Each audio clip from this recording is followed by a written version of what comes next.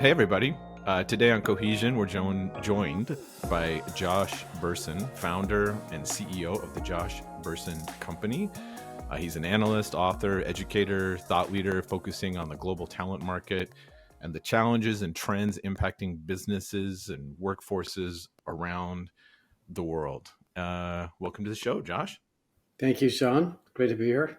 Yeah, I'm super excited. I've been looking at a lot of your work, not all the way back to 1989, but some of the more recent stuff that I'm really excited to chat with you about. All right, well, let's get started. I have some rapid fire questions, and I know these types of questions will not always give a perfect example of who somebody is. I promise I won't ask you what your favorite breakfast cereal is, but Okay. some relevant ones. You can answer these like like an auctioneer if you want, just to get them out of the way as we get going. Are you ready? Yes. Right on. Great. All right. First one. What is a common myth about your job or field of expertise? People think HR is really easy. They really do. What they do. I know. Well, you just have to talk to people and make sure they get paid, right? Right. Just be nice to people. Yeah. Just be nice to people. What's an insult you've received that you're proud of? My father, who's passed away, thought I was crazy to go into HR because he was a scientist. He didn't realize I was actually becoming a scientist in HR. He thought you were. That's a But he great was very insult. proud of me anyway. Yeah, no, that's fantastic. What type of science did he do? Physics. He Oh, worked on nice. plasma processing and etching of semiconductors, Oh, which wow. is particularly, he sort of pioneered that whole technology. Well, I mean, physics, cause and effect to a certain degree. Yeah, That yeah. sounds an awful lot like That's what you're working on. a lot of what this is social science or trying to apply other forms of science to, organizations. So there's a lot of science in it. Very cool. What are the top 5 most opened apps on your phone? Twitter, email, calendar, Wall Street Journal, New York Times, Bloomberg. Oh, I man. think Twitter's probably at the bottom. Twitter's at the bottom, but the Yeah. first one that you said, Email is definitely number one. email's number one. Well, you got no like Candy Crush, Super Mario coming up in No, there. no, I play Clash Royale a lot. Oh, yeah. Games like that. I do like me some Clash Royale.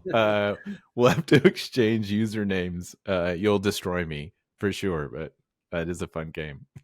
Yeah, that's There's and then what's the last book that you read for work?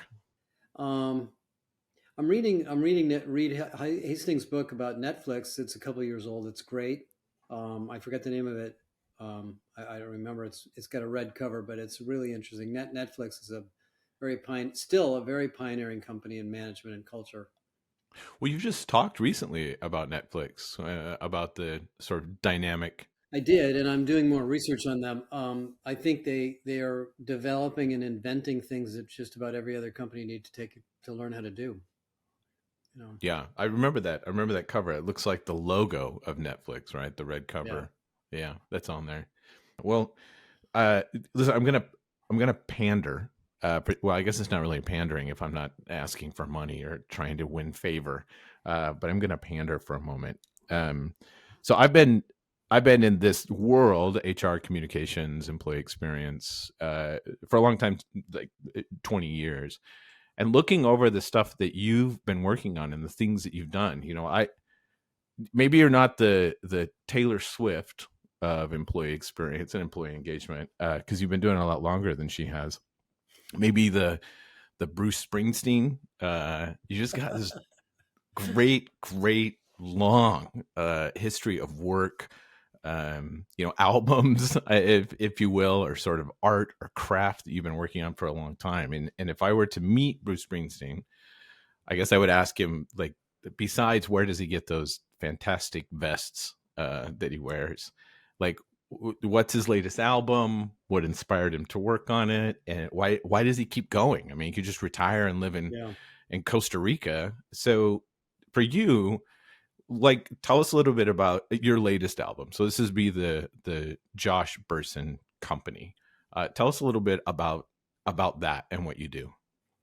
And this company is essentially the third company that I've been going through in this process. I entered the HR domain in about 1998, 1999 in the training industry, built this little company we sold to Deloitte, worked at Deloitte for about 6.5 years, and then retired from Deloitte in 2018. And so I've had three chances to learn how to do great work for HR, getting a chance to sort of do it in a different way. And what we do is we do lots and lots of research through interviews, surveys, statistical analysis of best practices in all different areas of management. We're also analysts, so we talk to all the vendors and technology providers in HR, which is massive. And then we really talk to hundreds and hundreds of companies every week through phone calls and video calls. And then we put together education material, best practices, tools, and sometimes just connecting the dots for HR leaders primarily, but sometimes business people too, on how to run their companies better. And because of the period of time we're in, coming from when I left Deloitte, the pandemic had not started, but very soon after it did, through the pandemic, through the emergence of AI, the digital technologies that have transformed work, there's been a lot of change. So I'm having more fun now than I have in the past because there's just so many things to think about and tell people and share. So it's very, very rewarding for me. And then, of course, the other side of this is that the role of humans at work is taking on more and more and more importance. If I go back to my early days when I was doing this, and people used to always ask me, how does GE do this? Because everybody wanted to copy GE. GE had a little bit of a replaceable part strategy where the people could be replaced regularly. It's not like that anymore. I mean, every company is very, very dependent on its skills, its culture, its ability to operate with, and keep the people aligned with the transformations taking place. So, I feel like we started a fairly tactical business that was supporting training and HR people, and now we're really helping CEOs and CFOs and HR leaders, run their companies better. Frankly, Yeah. Well, you've mentioned this in some of your other work. It's I think you call it post-industrial workforce. So it's not the hire, things are bad, right? fire You're to paying get some more attention, don't people. you? Read this Yeah. stuff, Shawn. Well, Yeah, well, listen, like, I've been around to see that yeah, before, where you're like, yeah. we're in a growth mode, hire, something happens, and you sort of get rid of everybody, and it made is really interesting your approach to solving that kind of problem. Like, what other things are you seeing as far as employee experience to try to address that as we move forward? Because not everybody has been adopting that yet. So the post-industrial age concept is very simple, and that is that most of the management practices and HR practices and hiring practices and pay practices that we have today have been dragged along through the industrial era of business when people were a part in the machine. Basically, we had manufacturing machines, distributions, railroad cars, trucks, and humans. And the humans were considered labor, and they were sort of replaceable. You would obviously train people to do good work, and there would be management and leadership and all sorts of benefits and things. But generally speaking, the companies scaled through technology, and that went on for quite a while until the early 2000s, when all of a sudden everything got digitized. Hmm. And all now companies make money through time to market, services, customer intimacy, innovation, creativity, um, brand, things that Hmm. are not mechanical or scalable in a linear fashion. That it's services if you're a hospital.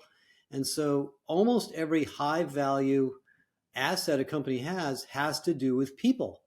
So in some sense, people are not an expense anymore, and they still look like an expense on the P&L, but people are really an appreciating asset. So what I've been writing about for the last few years, including the book that I wrote, is about how to, manage the people part of the company as a strategic, accelerating value asset. And most great CEOs understand this, Hmm. but the HR practices weren't designed for this. So there's a lot of old, management practices that are coming along. One of which is, if we want to grow, hire more people. Well, that's kind of hard to do when the unemployment rate's 3.7%, and you're Hmm. competing with the great people for everybody else in the same market who wants the same skills. And by the way, if you hire a whole bunch of people too fast, you're going to slow down the productivity of the people you have, and probably the company will take some time to absorb those people because nobody's productive the first week or even the first month they start a new job. So, in a post-industrial age, you optimize growth through productivity, skills, job design, new technology platforms, finding different ways of working together, deciding what markets you should be in and shouldn't be in. And I think in some respects, and I talk to heads of recruiting about this all the time, and heads of recruiting are oftentimes treated as if they're a fulfillment center. They say, "Oh, we're going to give you a bunch of job recs. Please fulfill these." That's right. you know well, what we should be asking is, are you sure you need to hire those people, and why are you asking for this type of person versus that type of person? That work has to go on inside the company by the management team, not just by HR. And I think that's a different model. And the reason, Shawn, we were talking earlier about Netflix, the reason I think Netflix is such a great example, Netflix, with 21,000 employees, is a $250 billion market cap company, Mm. generating twice the revenue per employee as Google. And they do some very special things there that other people can learn from. So they're not the only ones. But in this new era, being able to manage people in a different way is going to really differentiate different companies. And I think small companies, in many cases, will outperform big companies in many, many industries because of this shift. And the big companies are struggling to figure out how to operate like the small companies. Yeah, some of this sounds similar to sort of the flattening of an organization, or the previous servant leadership model, where you treat your employees like volunteers because they could leave at any time. They could just But they it's they more than could that. I go. mean, that was the beginning of this. The Hmm. beginning of the war for talent was to, be nice to people and develop Yeah. people and have a growth mindset and all that. That was fine. But there's more than that. I think one of the flaws of that model is, you're saying to your employees, we're going to be really nice to you. We're going to give you unlimited vacation and free food and Hmm. all sorts of great stuff. And we expect you as an individual to optimize your performance and do more as an individual. Hmm.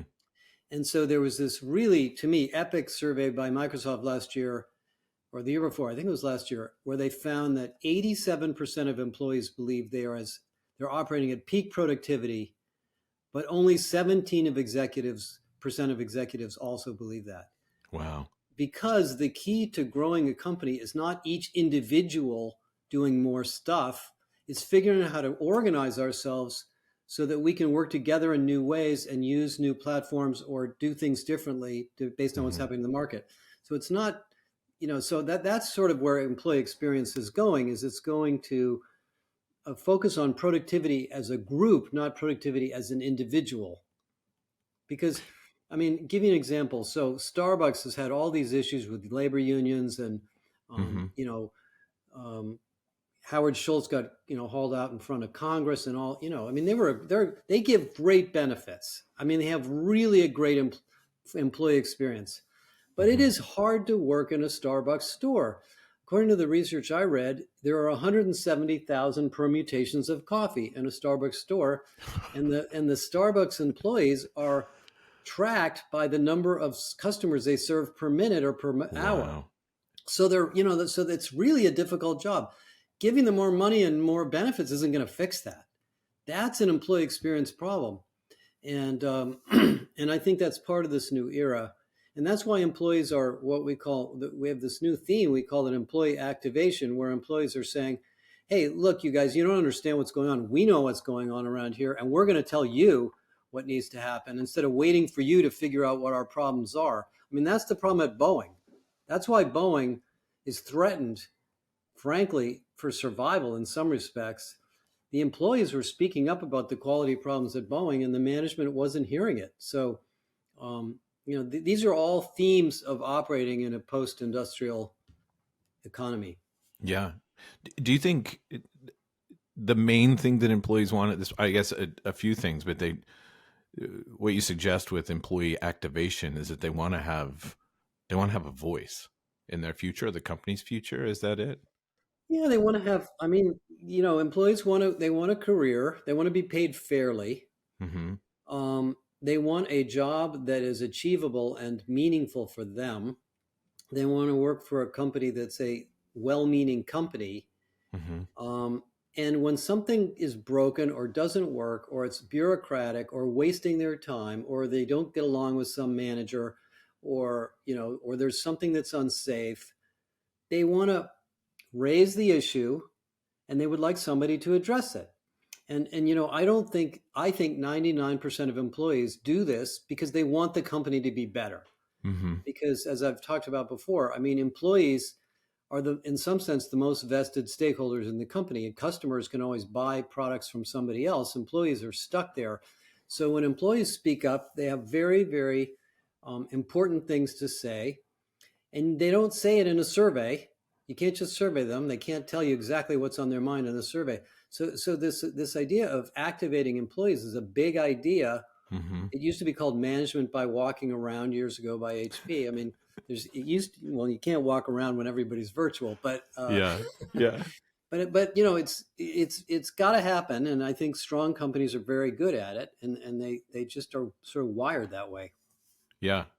That's interesting. I previously I think when social media first started getting big, we switched from this buyer beware to seller beware. And it sounds like with what we're starting to see, especially with this shortage in labor force, is this: hey, if you're going to perform well, if you're going to keep talent, if you're going to be able to diversify the skills, and you know, in a certain sense, just make workers more productive, then you're going to have to figure out a way to keep them, make them more productive, and find meaning. Well, here's the other thing. It gave you something else, Sean, on that topic. So we did a huge amount of research on organization design last year and the Yeah. year before. And the theory, when I was at Deloitte, the theory of org design was you hire a consulting firm. They come in, they look at the spans and layers, who's doing what. They do work analysis, and then they put it into some big number crunching thing, and they come back and say, here's what you need to do. You need to get rid of these guys, do this to these people. What we actually found is that most employee groups, if you give them the opportunity to work on an organization redesign, want to do it themselves. Oh. They know what's not working because they're doing it. So we have this wonderful example of a company that sells drills and hammers and building parts, and they had product lines for each one of these different kinds of construction equipment products. And so each product line had salespeople, product people, marketing people, P&L, manufacturing, and so forth. And sure enough, they were all slowing down. They were losing market share. They were having a hard time keeping up. And the reason they were, and the employees basically redesigned the organization, is they said, our customers are not buying drills and hammers anymore. They are buying solutions to problems. Mhm. When they buy a drill or a hammer, we don't want them to just compare it against the commodity alternatives. We want our products to help them build a better window or a wall or floor or whatever it is they're trying to do. So we need to take all these products that we have and sell them in this solution orientation. And Mhm. so the employees, one of the senior leaders was smart enough to say, you guys, why don't you guys get together and talk about how we reorganize this? So they reorganized it into these solution groups that work on these different contractor needs, and all of a sudden their margins shot up and they started to win market share again. Um, I don't know if an external consultant would have even thought of that. No. Yeah, that's no, I don't think so. Would have thought of that. Well, how do you do that? I guess like what does it look like to gather that? Because it's not just a survey. It's Right. not something where you just hop on Slack or hop on Teams or whatever and ask people a bunch of stuff to prevent it from getting to say social media where they're going to tell people what your company should be doing in order to get better or blind or somewhere else. How do you foster that? Are there tools you use? Well, I think it's you have to yeah, you have to do a lot of things. You have to have town halls, you have to go meet with people, you have to have, resource groups. You do have to do some surveys. Open, crowdsourcing is a great way to do this. We basically have like suggestion boxes online where people can vote on other people's suggestions. Mm. And then, the other part of this is you have to empower managers to make changes. You can't wait for the HR department to filter through a survey and send the information back and then expect something to happen. This one meeting we were in, we were talking to about 150 people about this, different operational problems that come up in different companies and how they, get the data about what the information from the employees. And one of the companies said, we don't even want HR involved. All they're going to do is slow us down because they're going to do some survey and then they're going to sit on it. We want the line managers to look at the information directly and forget about HR. HR can join us if they want. But this is actually, I talked to the CHRO of Boeing about this during the first 737 MAX problem, not the Oh second yeah. one. And he said the number one change we're trying to make at Boeing is listening. And we're forcing leaders and we're training them and we're putting in place processes. So before they make any decisions, they have a quiet time to listen to the employees about what's going on. Now, that sounds silly because it seems so simple, Yeah. but sometimes a lot of things get in the way of that. I wonder what any thoughts on what prevents that from happening? I know you could ask a leader, you could ask a CEO, you could ask somebody if that's important, and they say yes, it's important. Well, what usually gets in the way of it is two things. One is the business targets are very, very aggressive, and so nobody has time. But the second is lack of empowerment and lack of psychological Yeah. safety. If I'm a sales leader, for example, and all my sales guys come to me and say, "Hey, this product sucks. The price is too high. Nobody's going to pay it," or the colors are no good, or where there's something wrong with it. Do I have the guts to go to the guy or gal who's responsible for that product and say, "Hey, by the way, we can't sell this"? Yeah. You got Maybe, an ugly maybe not. baby. And he or she Yeah. may not care. They may say, "Oh, you're just one. You guys, maybe we need to replace you with somebody that knows how to sell this better. Why Yeah. we'll give you more training so you'll really know how to sell them, right?" I mean, I'm not saying one side's necessarily right versus the other, but you have to be able to have those conversations Yeah. and then do something about it, not just have the conversation and say, "Well, thank you for telling me that. I'm going back to my old job and I'll do it the way I always have." Um, I mean, that's actually, Shawn, the most interesting research we're publishing now, and I'm going to be giving a speech on this in New York next week, is something we call the dynamic organization. Mm-hmm. And there's all sorts of aspects to it. But the essential story of that is that change is taking place all the time in companies. We used to think change was episodic, it's Yeah. now continuous. If the product price is too high, it's because maybe the competitor changed their price yesterday, or a new competitor entered, or we had inflation, or the government did something, or who knows what else could have happened. So we have to sort of design our companies so that they're not always changing, but they're always ready to respond to Mm-hmm. things that might happen at any point in time, as opposed to we got this thing done, let's lock it down, we'll revisit it next year because we're going to just execute on it this year. I mean, that sounds great. It kind of makes sense theoretically, but the world changes so fast now. You've got to be able to make small changes along the way. That means employees need to speak up, managers need to hear them, and somebody needs to be delegated the responsibility to do things with that information. You know, being able to be dynamic like that, wouldn't that require?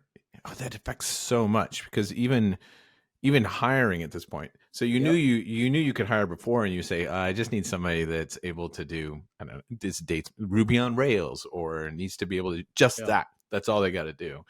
But now you've got sort of a mixed skill set. If you need people to be adaptable, they have to be able to switch and do something different. That's part of that was the core of the dynamic research organization started there. When we first started the research, we were just looking at mobility, internal mobility. And then when we started going into it, we realized this is much, much more than that. It's how people are paid. It's employee listening. It's diversity and inclusion. You know, if you have a siloed group in a company that nobody talks to because the rest of the company thinks they're, Yeah. I don't know, underperformers or whatever it may be, Right. Right. okay, you got a problem right there. And that happens all the time in companies just because of the culture. So, yeah, and when I was thinking about it as I was writing it all up and thinking about this speech, I think that we've just entered a kind of a change has changed. The nature of change and the speed of change has changed. I mean, people have been talking about this forever, Yeah. but it's true. And with this labor market, you can't lock things down. And I made a comment. I had an interesting meeting with a bunch of heads of recruiting the other day, and we were talking about all these issues because they always feel like they're stuck in the middle of this. Hmm. And I said, well, imagine what would your job be if the company said, we're not going to do any recruiting all year, Yeah. no more people. What would you do as a head of recruiting? Would you lay everybody off? And they're kind of like stunned. You'd probably become consultants. You'd do other things in the company that probably need to be done that you kind of wanted to do, but you were stuck fulfilling recs. And that's what happened at Facebook. I mean, you've seen the data from Meta. They laid off Yeah. 22% of the people, and the profit went up by 200%, and the revenue went up by 16%, and they're probably getting more done. Yeah. That's interesting. It's like we're hiring liberal arts majors, sort of thing. Like one thing I remember is going to school to learn how to think or to learn how to get things done instead of the specific skill set that you come in with. So you could hire somebody like the way that you see it. Do you see it as possible that you hire a developer to come in, and that happens now? They go into leadership roles or Right. they become interested in something else, but they switch roles completely to go somewhere else. Are you seeing more of a this might be a term that's out there that I haven't, but the full stack employee instead of the full stack developer? Yeah, to some degree, yes. I mean, there's two things that have happened. One is people are now taking their skills from industry to industry and job to job much more than ever before because there's a lot more skills-based hiring and skills-based promotion.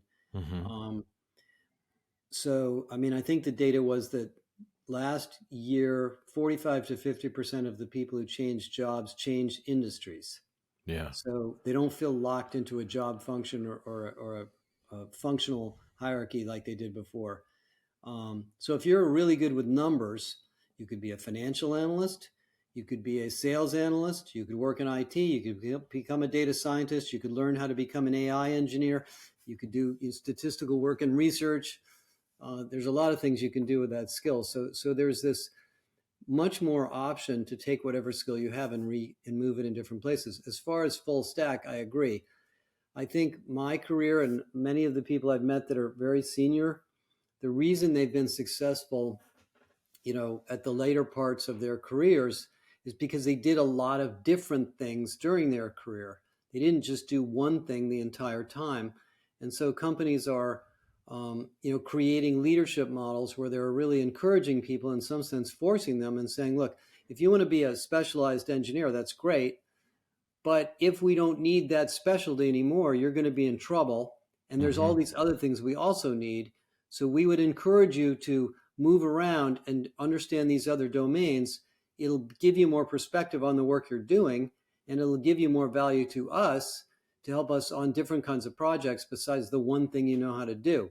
And Yeah. I think Yeah. most people love that. I mean, I told you my father was a scientist, and I think because he was a very core physicist, he was able to do a lot of things with that in his career because he applied it in a lot of different ways. So I think the full stack, but T-shaped. It's called T-shaped careers, what it's Yeah. usually called. There's a deep domain of expertise, and then you have a lot of horizontal things that you've also been learning over the years.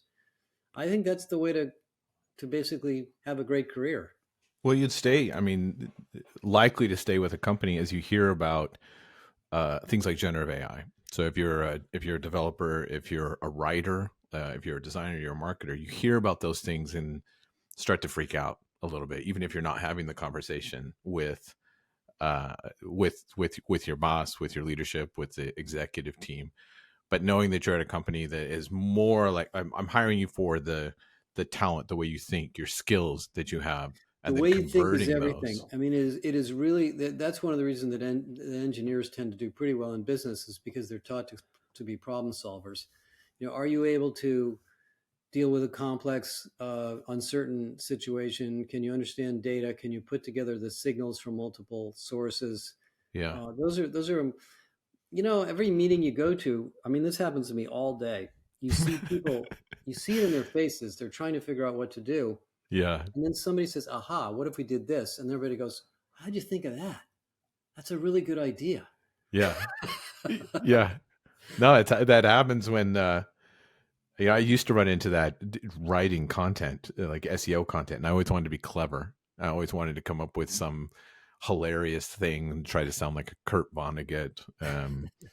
And and it just never like the simpler it got, or Kurt you would Vonnegut find was that this great. article performed better than anything else that Yeah, and it you've was the written. article you wrote on the 5 best ways to blah blah blah, right? That's exactly, and one that you didn't think about. You knocked it out. Right, you just So wrote it in 5 minutes, right before you were going to eat lunch one day. so we're going to get to AI, and just of course we have to talk about that. It's such a big thing. It's going to affect like all of the tools, everything that we use when managing people, HR, businesses. But before I do that, this might be a little bit more of a personal question. But you've stuck with this over a long period of time, and you mentioned that like those of us that have been in a career have tried different things. We've morphed into different places.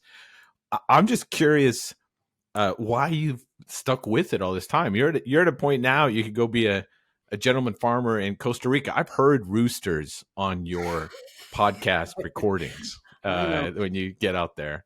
Well, I love what I'm doing. I enjoy every single day, every single minute of it. I am at the age where I can't do it quite as hard as I used to, but I work pretty hard because I like it. I've learned I have to, at this age, you just have to take care of yourself health Yeah, wise. Um, and it's a never ending, challenging, interesting problem that's accelerating in importance. Um, and I can on a given day, I can talk to Workday about their AI strategy. I can talk to a startup about some new talent management thing. I can talk to the CHO of a big company about their business issues. I get to learn all sorts of interesting things and talk to all sorts of I get to run our company, which is a challenge in and of itself. hmm So I'm having a lot of fun. I don't feel like I've even begin to tap where this is going to go. And every year it gets different. So yeah. It sounds like you found your icky guy. it Have you was guys? weird. Yeah, I Yeah, did. I don't know. I feel very fortunate yeah. that this just Your happened. meaning and purpose. Yeah. That's amazing. Well, AI. Hmm. Uh, so as we've talked about these things, these new problems that we're running into. There's labor shortages coming up. What employees are demanding more of. This employee activation, employee activism. You've mentioned in the past is kind of tied to that as well. Our employee experience, doing more with less, productivity not being just a time based thing, but actually result driven. I mean, I'm not freaked out because I'm a nerd when it comes to the AI stuff. I'm super excited about it. I know a lot of other people that are. But talk to me about how I guess, is going to be used, or how you think it's going to be used to solve these problems or within this type of space. Well, I think there's three sort of legs to that area, this whole topic. Um, First of all, I've been in tech for a long time. So I worked at IBM in the mainframe days, the birth of the PC, the birth of client server, the birth of the web, the internet, the cloud, the mobile computing. So there have been like 8 or 9 of these big things. This Yeah. one is the biggest of all to me because this technology obsoletes a whole bunch of the old ways we did things. databases, transactional systems, Hmm. knowledge management systems, learning. I mean, they're all going to be revolutionized. So this is a very, very big thing, and it's just starting. As far as what it means to HR and what it means to careers, Hmm. um, it's going to have, and already is having dramatic impacts on every area of people management, how we recruit, how we source people, how we decide who's ready for leadership, looking at people's, looking at signals from people that will help us understand their performance, understanding pay inequities, all of these data. The problem that HR people generally have is we have all this data on people, but we can never get it all in one place and we can never make sense of it. So Hmm. all day we're making judgment decisions about people with limited data, who to hire, who to promote, why is this team underperforming, who should be the manager, this guy quit, who should take their job. I mean, these are very difficult, important decisions, and we don't have very good data in some cases, or we have surveys or assessments. All that data can be radically improved and better used by AI and better understood in a much quicker way. And then the issues, the transactional service delivery issues in HR. What are my benefits? What are my options Yeah. for leave? All that can be done by AI. So we don't have to build $200 million employee portals for people to find things. You look at the training industry, all the money that's spent on video authoring and video development and creating tests and assessments and simulations, that can be done by AI. Yeah. So it's just everywhere.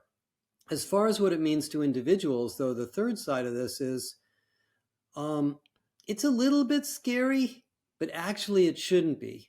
I Hmm. don't think it's that different from the first time Multiplan or Excel hit the market in the PC in the 1980s when everybody looked at it and said, oh, we're never going to need an accountant again.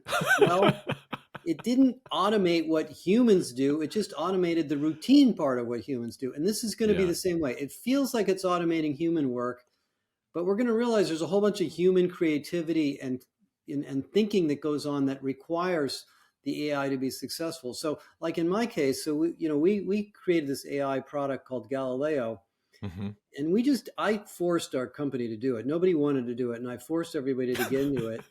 And now we can generate a 1,500 word report or article on a topic in like 1 minute, Hmm. and it's pretty good. It's not great.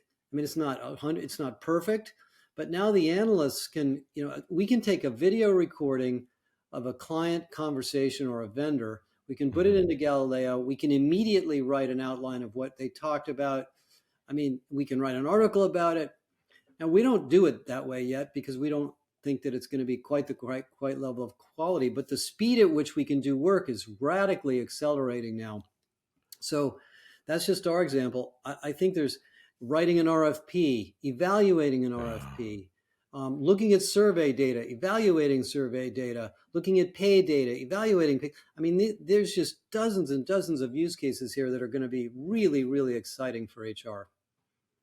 Yeah. You've mentioned this before. One of the impressions I get is almost it's creating uh, cyborgs or sort of like superpower individuals. So the superpowered HRBP, the superpowered writer that. That's the analogy that I use. You've seen that picture of Superman that I have on some of my slides. I mean, Yeah. I think the way we have to think about it from a business standpoint is every individual worker, whatever they're doing for their job, all of a sudden has more power than they ever did before, particularly white collar workers.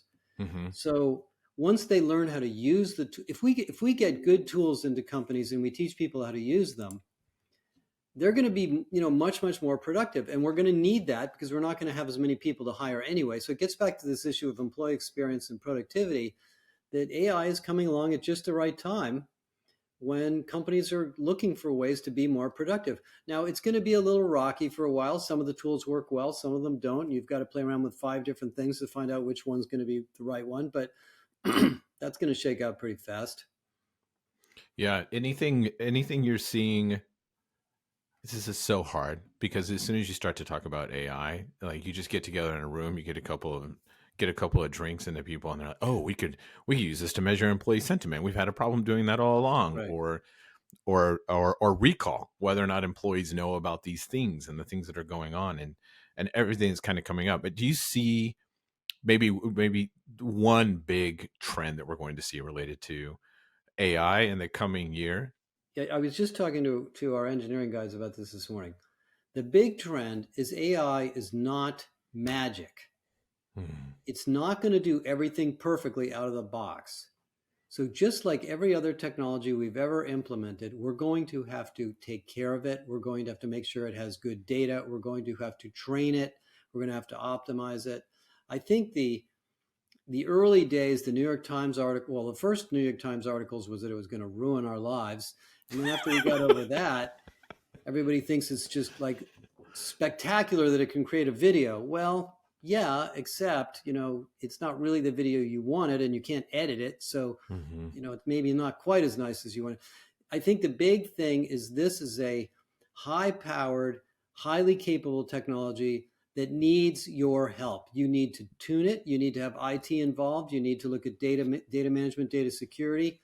Like we have in Galileo, we have multiple models in Galileo, making it smarter and smarter and better and better and better at asking questions. It Yeah. doesn't just work out of the box. So I think that's maybe the something that will demystify how magical it seems to be. It feels like magic until you go to Google. Like I had a query on Google Gemini the other day. I asked it to do something for me, and it goes, "Well, I'm going to show you how to do this yourself." And I said, "Well, aren't you supposed to do it?" And it said, "Well, I'm not really trained to do it, but if you'd like, I'll come back to you in a few hours and let you know if I can do it." And I was like, "What?" And I won't mention what it was, but I mean, these things are fairly immature yet. Yeah. Well, hallucinations at that level where you have the AI just getting it completely wrong. I mean, that could be. I don't think it's catastrophic. Yeah, I mean, that's another example of, it very confidently tells you something that's not true. So like we've dialed ours back down to zero. We don't want it to hallucinate at all. I mean, because we don't want to take that risk. But yeah, so I think the big thing with AI is if you get comfortable with the fact that it's a tool, it's not a human being, and it does a whole bunch of things really well, but it's not really perfect. You'll see it as kind of a fun, enjoyable. In fact, there's going to be a huge number of careers managing, training, caring for these things, tweaking them, integrating them into companies. Lots and Yeah. lots of great careers here. Learning Yeah. how to I use mean, them, learning how to write prompts, etc. yeah, prompt engineering. That's Yeah. a new career, a new direction we might be able to go. Well, this is really great because I think what I'm sensing from what you're talking about when we talk about the superpower is it's this blend. No, nobody's getting rid of humans. Despite, I saw some research that you posted a couple of years ago about how people trusted robots more than humans when it Yeah. came to some of the things they might ask that they're just worried what the reaction will be. But this sounds like it's going to be a better Well, blend. the one that I think about every week, once a week, I go to Whole Foods and buy a bunch of food for the house. And when I check out, I always have the same woman there take care of me. I use that hand scanner. I don't know if you ever use it, where you put your Yeah, hand I in. have. I have. Yeah. No, I don't have to get my wallet out. I don't have to get my No. phone out. She doesn't just boop. She just boop. We're going to use that from now on when we talk about AI in HR and new places. Boop. Uh, Well, Josh, listen, this has been really fantastic and really great personally for me just to be able to talk about these things. I love talking about these things, and especially to somebody that's an expert, has been around, dare I say, wise when it comes to the human interaction and working with different people. Before I let you go, we want to let our audience know where we can find you online. Where should we send people to learn more about your company, about what you're working on? So we've got two primary web places. The joshbersin.com has all of our research and articles and information on things. And then bersinacademy.com is our online professional development academy for HR people. And then we're having a big conference in May. This is our third year, May 20th through 22nd, called Irresistible. If you're interested in coming together with a bunch of HR people, we'll have about 450 people there in LA at USC. But those are the big, I'm pretty easy to find. Yeah. Well, it'd be easy for me to get my book signed, right? At an irresistible Sure, conference. or wherever you are, Sean, I'll probably be traveling around. I might be in your town. Right on, even even better. So don't forget me when I approach Bruce Springsteen at the conference to try to get my book signed. Well, fantastic. Hey, thanks for joining me, Josh. Well, thank you. By the way, Sean, thank you for your in-depth research and understanding what we've been doing here. I really appreciate the question because I know you did some research on Oh checking. yeah, of course. Eat it up. I did. You know, I did try to use Chat GPT to learn more about you, and it hallucinated like crazy. I'll have to send I you know. what came back. It was great. I was like, nah, I don't think that's the guy I'm talking about. So I'll send it over. Well, thanks Great. thanks again. Thanks again Thank you, for joining us. Sean. Thanks a lot.